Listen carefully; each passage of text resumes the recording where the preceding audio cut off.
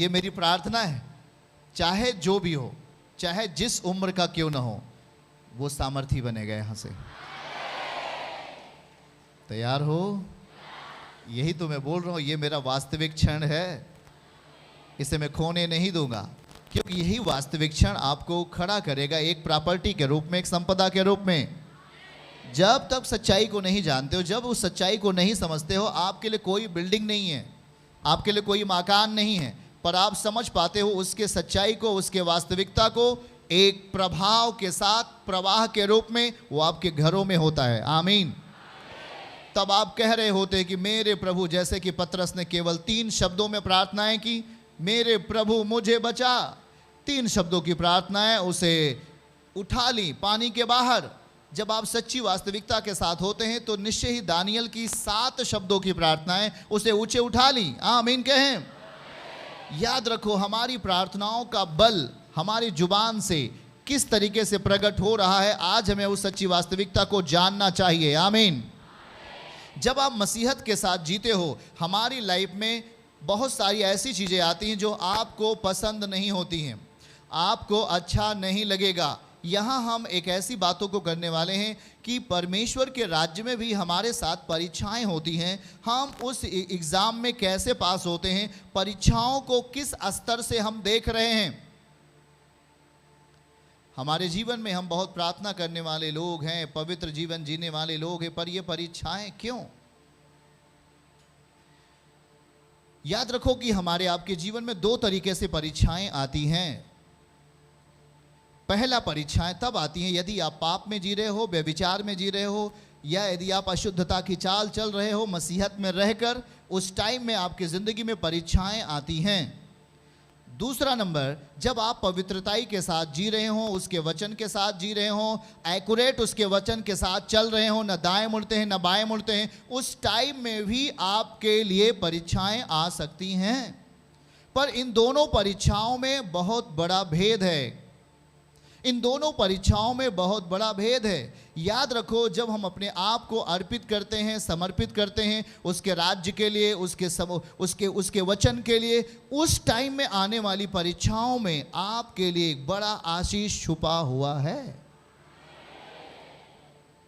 वो परीक्षाएं आपके लिए आशीष को लेकर आएंगी। उस परीक्षा में एक बड़ा आशीष छुपा हुआ है। पर जब उस वक्त परीक्षाएं आपके लाइफ में आती हैं, जब आप पाप का जीवन जी रहे हो, जब आप व्यभिचार का जीवन जी रहे हो, जब आप नशे का जीवन जी रहे हो, जब आप अशुद्धता का जीवन जी रहे हो, उस टाइम में भी परीक्षाएं जब आती हैं, वो आपके ज़िंदगी को नुकसान करती हैं। वहाँ पर आत्मिक बल नहीं पाता, वहाँ पर संसार अपना बल दिखाता है, क्योंकि आप संसार के अनुरूप अपनी इच्छाओं को दे देते हैं। यीशु आपको हर दिन कहते हैं कि यदि तू मुझ में बढ़ना चाहता है, मेरे द्वारा आशीष पाना चाहता है, हाँ, तू उन परीक्षाओं से भी बच सकता है, मैं तुझे उन परीक्षाओं से बाहर कर सकता हूं, ऐसा वचन में लिखा है। क्या आप हमारे साथ पढ़ेंगे? आप बाइबल को ध्यान से देखें और अपने डायरी में नोट करें। चलिए हमारे साथ इस वचन को हम पढ़ेंगे। हालेलुया। क्या आप साथ में हैं? परमेश्वर 1 कुरिन्थियों 10:13।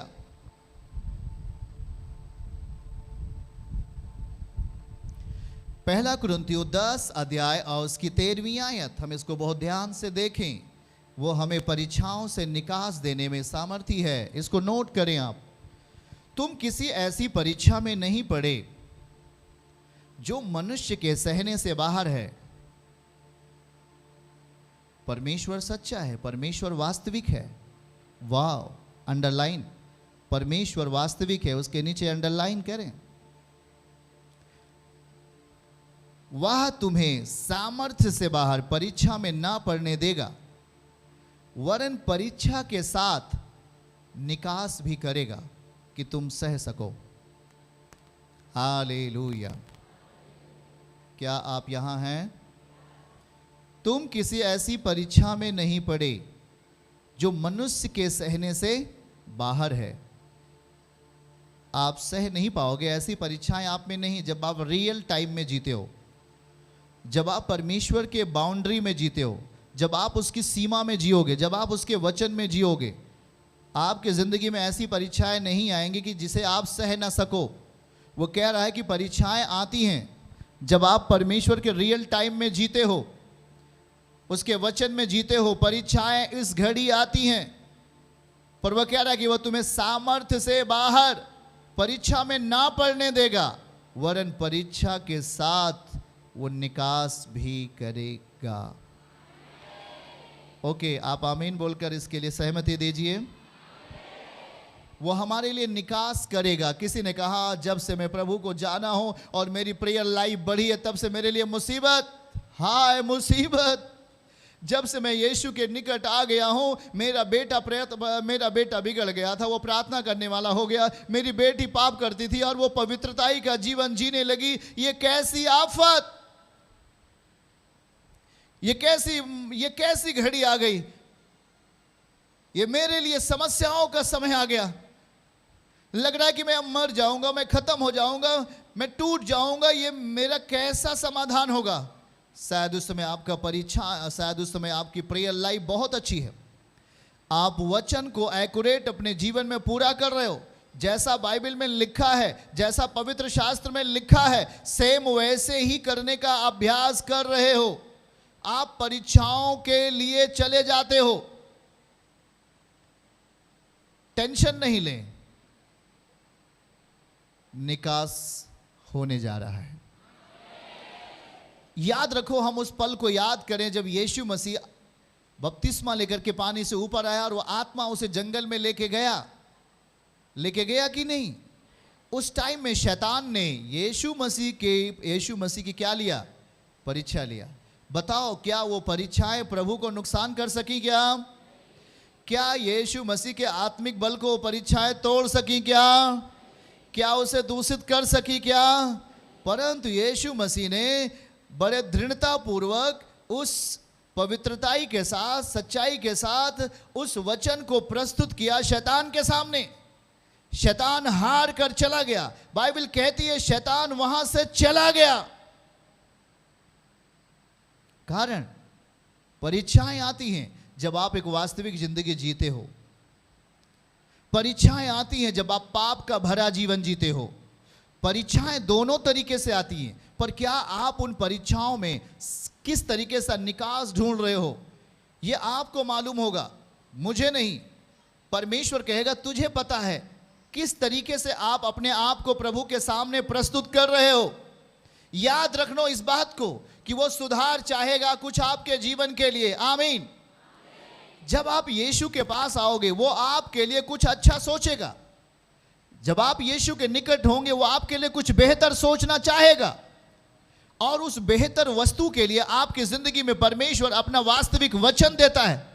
और जब वो वास्तविक वचन आप में वास्तविक तरीके से पालन करते हो, शायद उस टाइम में परीक्षाएं आए, शैतान आपकी परख ले।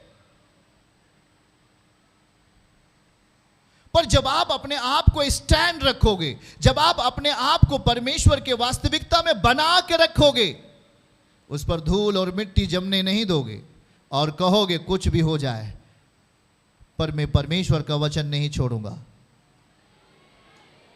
आपके लिए ये वचन काम आएगा, वो आपको निकास देगा। आमीन बोलो। और इन परीक्षाओं की दशा में आपका नुकसान नहीं होगा। बोलो, वो परीक्षाओं की दशा, वो मेरा वास्तविक क्षण होगा। शैतान आपको परखेगा, पर परमेश्वर आपको चमकाएगा। क्या ऐसी दशा को आप अपनी जिंदगी में जगह दे पाएंगे? किसी ने कहा कि मैं अब मुझसे नहीं हो सकता। किसी ने कहा कि जब से मैं यीशु को जाना हूं, मेरी बीमारियां और बढ़ गई हैं, मेरे अंदर का दर्द और तेजी से होने लगा है, मुझे कुछ समझ में नहीं आ रहा है मैं कैसे इसका निकास प्राप्त करूं। हे भाई, क्या तेरे साथ ऐसा हुआ था क्या? जब तू प्रभु में नया नया था, हो सकता है 6 महीने व्यतीत किया, तेरे साथ दर्द बढ़ा क्या? उसने कहा हाँ, जब मैं परमेश्वर के साथ जीने का अभ्यास करना शुरू किया, जब मैं यीशु मसीह के साथ जीने का अपने आप को तैयार किया, शायद उस समय परीक्षाएं आई, पर मैं सही था अपनी ओर से। कहिए, मैं अपनी ओर से सही था, मैं गलत नहीं था। मैं सब कुछ त्याग चुका था जो संसार की वस्तु थी। अब मेरे पास यीशु की वस्तु थी।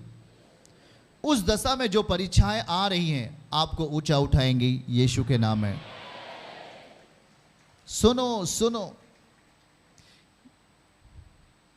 आज अद्भुत होगा मेरे लिए। बहुत लोगों ने कहा कि ये कैसा है, ये कैसे है, ये कैसे हो गया। मेरा बेटा तो अभी ठीक था, लेकिन जब से मैं प्रार्थना करने लगी मेरे बेटे का दर्द बढ़ गया क्या? ओ मेरी बेटी की समस्या और बढ़ गई। ये कैसे है? ये कुछ अच्छा नहीं मेरे लिए। शायद आप उस समय निराश होते हैं, शायद उस समय आप दुखी होते हैं, पर वचन एक बात कहता है, अपने अंदर झांक कर देख। पौलुस कहता है, क्या तू विश्वास में है कि नहीं? अपने आप को परख। ये वचन इसी बात के लिए कहा पौलुस ने, अपने आप को परख, क्या तू विश्वास में है क्या? जब आप अपने आप को डेली इस बात को देखते हैं, क्या तू विश्वास में है क्या, अपने अंदर झांक कर देखते हो क्या तू विश्वास में है क्या, तो याद रखो जो परख शैतान आपके ले रहा है वहां पर आपका हानि नहीं, वहां आपका फायदा होने वाला है यीशु के नाम में। कभी इस बात को लेकर आप अपने आप को नीचे मत लेके जाओ, पर यदि आप सही हो, अपने आप को विश्वास के स्तर पर रख रहे हो, अपने आप को वचन के स्तर पर लेके चल रहे हो, अपने आप को वास्तविक दुनिया में लेके जा रहे हो, आपको डरने की जरूरत नहीं। वो परीक्षाएं आपके लिए कुछ नहीं कर सकती, वहां आपके लिए निकास होगा।